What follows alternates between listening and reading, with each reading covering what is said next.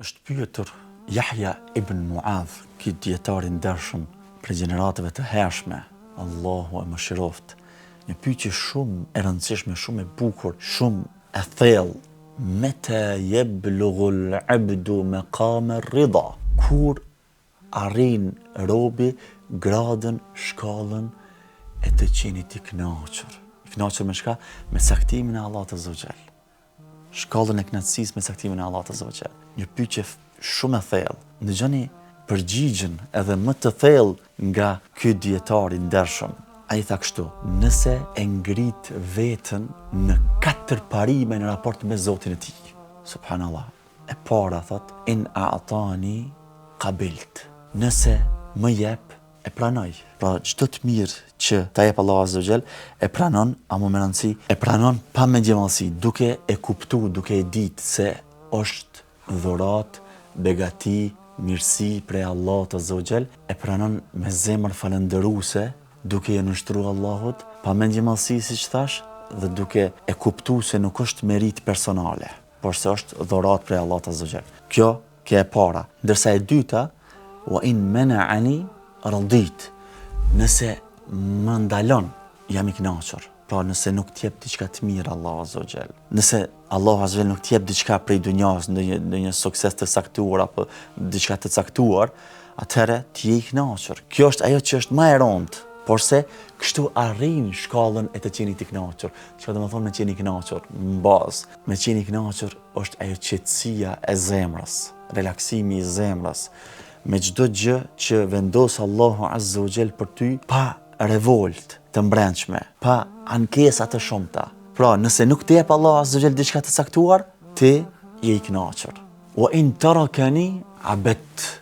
Tha nëse më lë, çfarë do të thonë kjo? Do të thonë në çdo gjendje dhe nuk e lidh adhurimin tënd me një gjendje të caktuar, vetëm se kur je në vështirësi për shembull, kur je në mundim, kur je ke një problem, e adhuron Allahun azza wa jall. Edhe nëse nuk ki kufar sprova, nëse nuk ki kufar vështirësie, nëse të lërën Allahu azza wa jall në çat gjendje, ti vazhdon me adhurim, sepse adhurimi nuk lidhet me këto.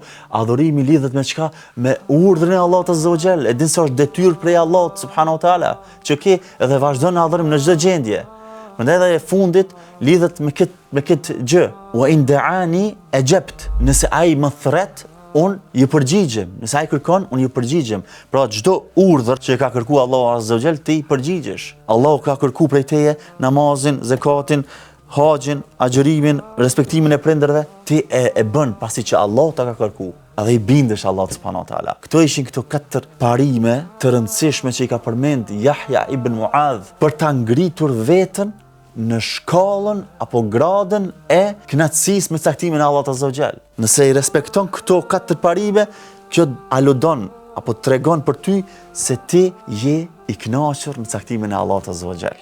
Edhe një herë, nëse më jep, pranon me zemër, pa mengjemallsi, duke kuptuar se është merit e Allahut, është dhuntia e Allahut, jo merit personale. Nëse të ndalon diçka prej sukseseve të mira të kësaj dunjas, pa marrë parasysh çka, atëherë ti e pranon, je i kënaqur, sepse din se është caktimi i Allahut azza wa jall.